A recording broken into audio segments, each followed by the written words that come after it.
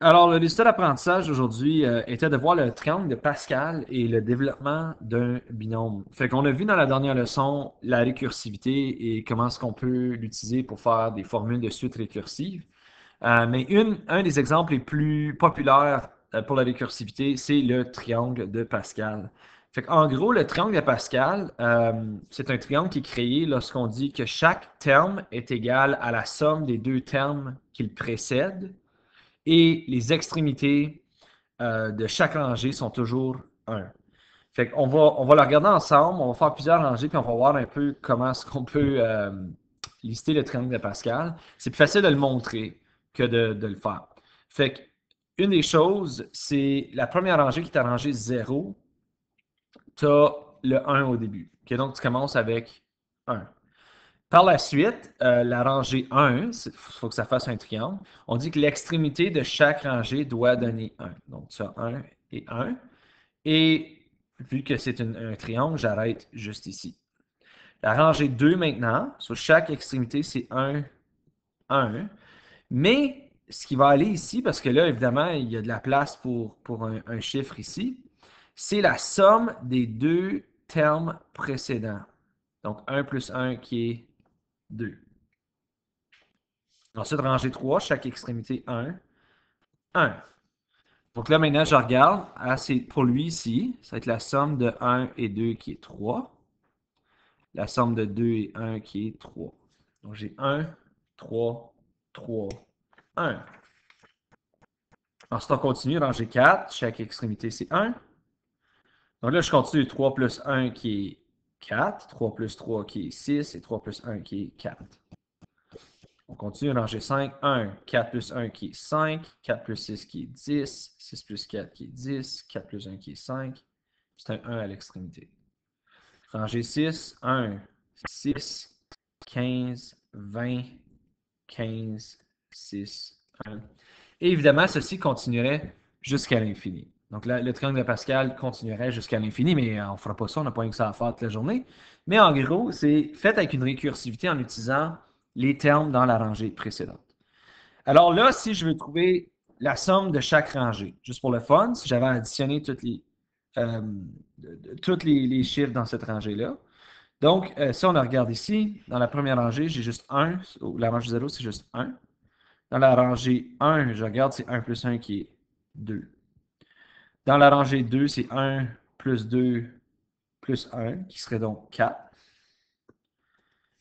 Dans la rangée 3, c'est 1 plus 3 plus 3 plus 1 qui est 8. Là, je ne sais pas si vous commencez à avoir un pattern, mais comme c'est toujours des multiples de 2, là. Donc, c'est comme dire 2 exposant 0, 2 exposant 1, 2 exposant 2, 2 exposant 3. Donc, chaque rangée, c'est tout simplement 2 exposants à la rangée. C'est la somme de tous les chiffres qu'on retrouve dans cette rangée-là du triangle Pascal. Alors, si je veux la somme de la rangée n, mais ce serait juste 2 exposants n. Hein, parce que comme si je veux la somme de la rangée 6, ce serait 2 exposants 6. La somme de tous ces chiffres-là ensemble. Ce qui est quand même un petit pattern assez relativement cute à observer. Donc, là, si on regarde ici, comment trouver la position d'un terme dans le triangle Pascal? Ben, on l'identifie n étant la rangée et R étant la diagonale. Donc, ça ici, c'est la rangée 0, 1, 2, etc. Tandis que les R, ça, c'est ta diagonale 0, 1, 2, 3, etc. Donc, je sais que c'est un petit peu complexe, mais si tu regardes au triangle juste ici à côté, ce serait T00, T10, T11, T20, T21, T22. Donc, ça, c'est les positionnements dans le triangle Pascal et ça vient T de NR. Alors, pour être capable de respecter la récursivité qui a été établie, so chaque terme est égal à la somme des deux termes qui se trouvent directement au-dessus de lui. So, on peut présenter ça comme T de NR, qui est comme un des autres, c'est T de n-1, R-1 plus T de n-1, R. Là, ça sonne peut-être bien complexe. Fait qu'on va juste, on va regarder, mettons, T de 3, 2. OK? So, T de 3, 2, ça serait T de n-1. So, 3 moins 1, c'est 2. Puis R-1 qui est 1. Plus T de n-1 qui est 2. Puis R qui était déjà 2. Hein? Ça, c'était ton N. Ça, c'était ton R. Si je veux savoir c'est quoi le T de 3, 2, c'est le T de 2, 1 plus le T de 2, 2. Ben, ça plus ça. Ça a bien du bon sens. OK, donc je sais que c'est bizarre à voir, mais c'est essentiellement la même chose qu'on faisait. Nous autres, on le voit peut-être pas aussi, si tu veux, abstrait ou algébrique, mais c'est la même chose.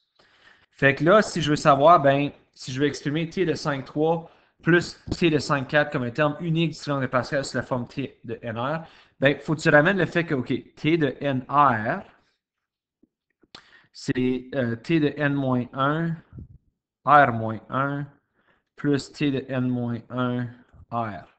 Fait que ici, je regarde, il faut que je trouve mon n puis mon r. Ben, OK, j'ai t de 5, 3 plus t de 5, 4. Sauf que je regarde, OK, le n-1, là. So, le n est 1 de plus que les deux. So, c'est 5, 5, ça va être t de 6 pour n. Puis je regarde le r. Ben, le deuxième terme, c'est le même r. So, 4. Alors, c'est le t de 6, 4. Si je fais t de 5, 3 plus t de 5, 4.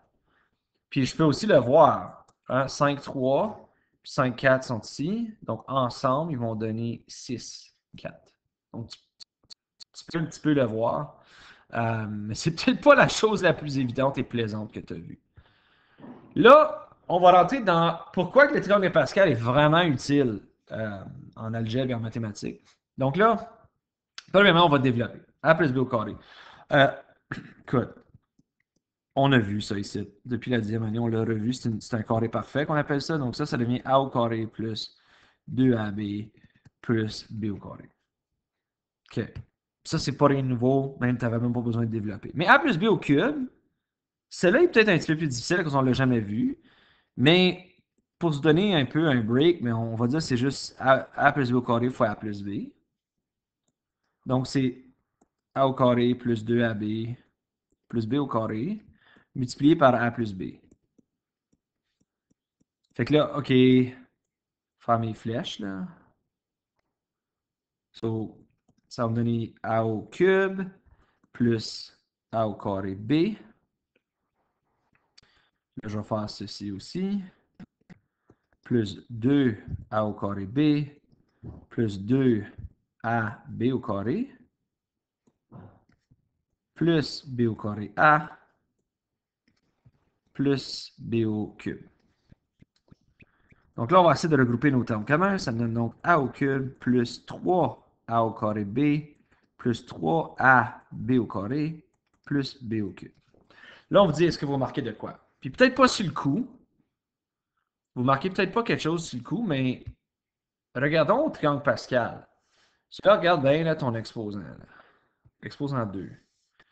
Puis regarde comme il faut l'arranger 2. 1, 2, 1. Regarde les coefficients. 1, 2, 1. OK? Regardons aussi à la rangée 3. 1, 3, 3, 1. 1, 3, 3, 1.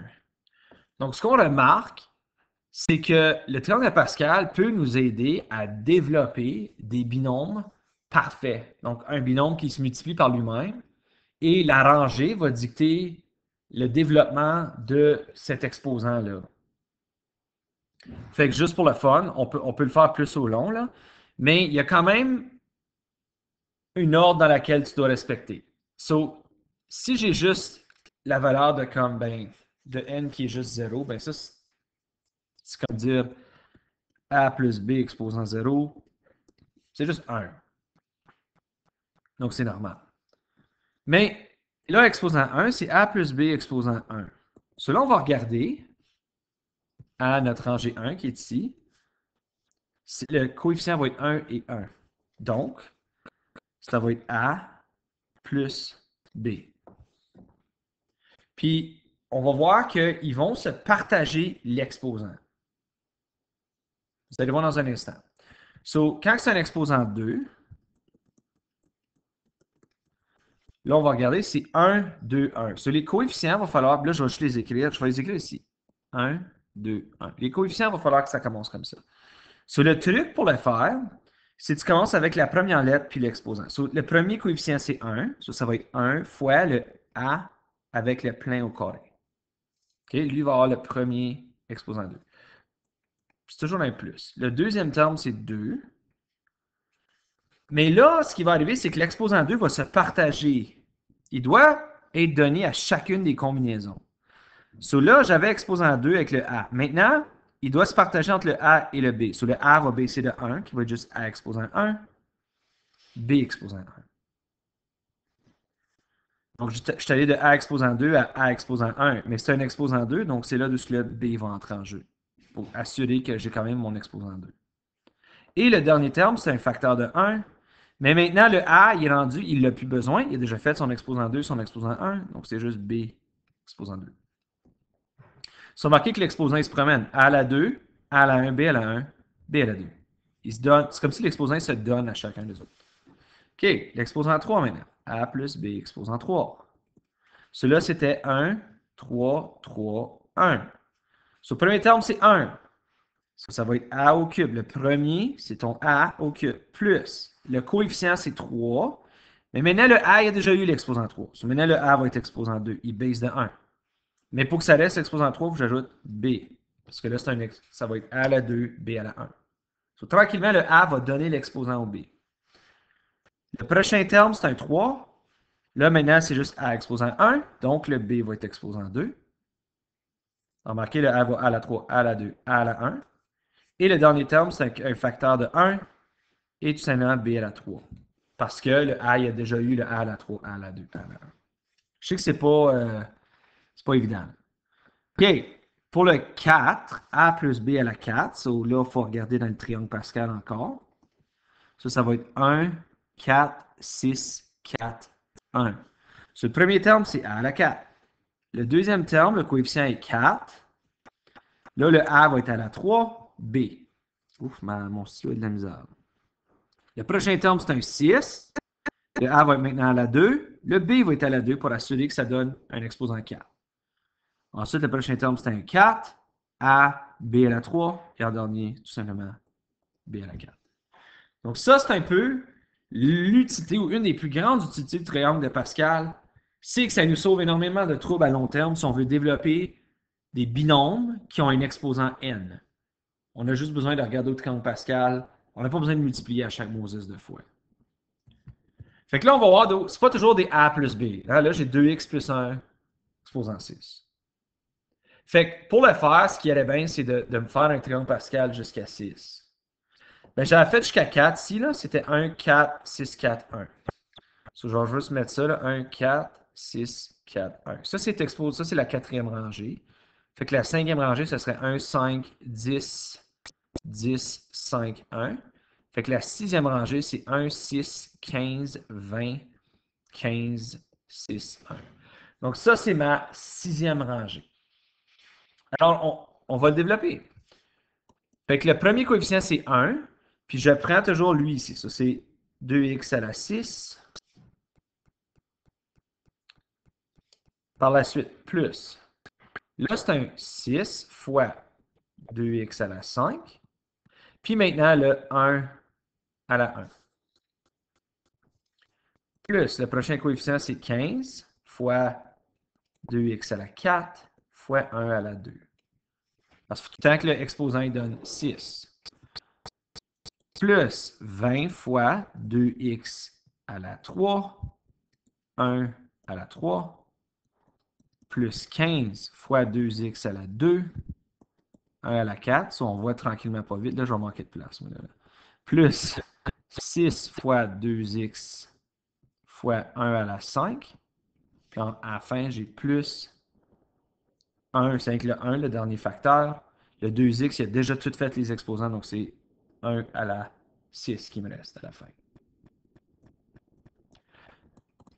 La seule fois, c'est qu'il faut que je le développe. C'est comme, il faut que je le calcule, right? C'est 2 exposant 6 fois x exposant 6. So, 2 exposant 6, c'est 64, puis le x à la 6. Plus. Là, il va falloir que tu fasses des calculs. Puis je peux peut-être faire les premiers avec vous autres, mais après ça, je vais simplement donner la réponse. Là. So, faut que tu figures, c'est le P de masse. Là. So, j'ai 2 à la 5 fois 6 fois 1. Mais le 1, il n'est pas vraiment nécessaire. Donc ça va me donner 192 x à la 5 points.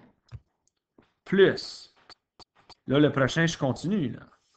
Celui-là, c'est 15 fois 2. Il faut que je figure c'est quoi 2 à la 4. So, 2 à la 4 fois 15, c'est 240. So, 240. Puis il y a fois 1 au carré, mais c'est juste 1. X à la 4. Plus, là, tu as 20 fois 2x à la 3, ce qui va être 160 x à la 3. Plus ensuite, j'ai 60, 15 fois 4 qui est 60, x à la 2. Plus ensuite 6 fois 2x qui est juste 12x, plus 1. Donc, je viens à bout de développer 2x plus 1 à la 6. Ça devient 64x à la 6 plus 192x à la 5, etc. So, bien plus facile que commencer à faire 2x plus 1 fois 2x plus 1 fois 2, avec comme la multiplication de binôme. Là. Right? So, une des grosses utilités, c'est ça ici. Ça peut venir plus complexe. On va faire celui avec le négatif, donc m moins n. Donc, j'ai déjà fait la cinquième rangée ici. C'est 1, 5, 10, 10, 5, 1. Fait que je peux le faire quand c'est des négatifs. Alors, je regarde mon premier terme. Ça, c'est juste un facteur de 1, donc ça va être m à la 5. Plus, là, c'est un facteur de 5. M à la 4 fois négatif n à la 1, si tu veux, mais il n'est pas nécessaire de l'écrire. Plus 10 fois m à la 3 fois négatif n à la 2, plus 10 fois m à la 2 fois négatif n à la 3, plus 5 m fois négatif n à la 4, plus négatif n à la 5. Donc, encore une fois, le m partage tranquillement pas vite l'exposant avec le n. Donc là, ça me donne m à la 5. Mais là, il faut que tu regardes le négatif, là, right? So, comme, ça va donner négatif n à la 1, c'est négatif n, donc c'est moins 5 m à la 4 n. Ensuite, ici, c'est négatif n au carré. Donc, ça va donner un positif. Alors, plus 10 m à la 3, n à la 2. Ensuite, ici, c'est un négatif, donc moins 10 m à la 2, n à la 3. Ensuite, un positif, plus 5 m, n à la 4. Et en dernier, moins n à la 5, parce que c'est un exposant impair. Donc, m moins n à la 5, ça donne ceci. En dernier, on va en faire un petit peu plus complexe avec des fractions. Pas que ça change quoi que ce soit. OK? Donc, il faut vraiment se dire comme ça ne change à rien. C'est juste, il ne faut pas que tu oublies tes étapes. Donc, je regarde. Mon quatrième, c'était 1, 4, 6, 4, 1. Je vais juste l'écrire en bas ici. J'ai besoin de faire 1, 4, 6, 4, 1. Donc, le premier terme, ça va être y sur 2 à la 4. Ensuite, le deuxième terme, 4 fois y sur 2 à la 3. Puis ensuite, c'était un y au carré que j'avais là-dedans, là, qui est négatif. So, fois négatif y au carré. Plus 6 fois y à la 2 à la 2, négatif y à la 2 à la 2. Plus 4 y sur 2 exposant 1 maintenant, fois négatif y à la 2 à la 3. Puis en dernier, plus négatif y à la 2 à la 4. So, il se partage tranquillement l'information. So là, OK, il faut que je le développe. Là. Si je regarde y sur 2 à la 4, n'oubliez pas, l'exposant 4 affecte le y et le 2. Donc ça me donne y à la 4 sur 16.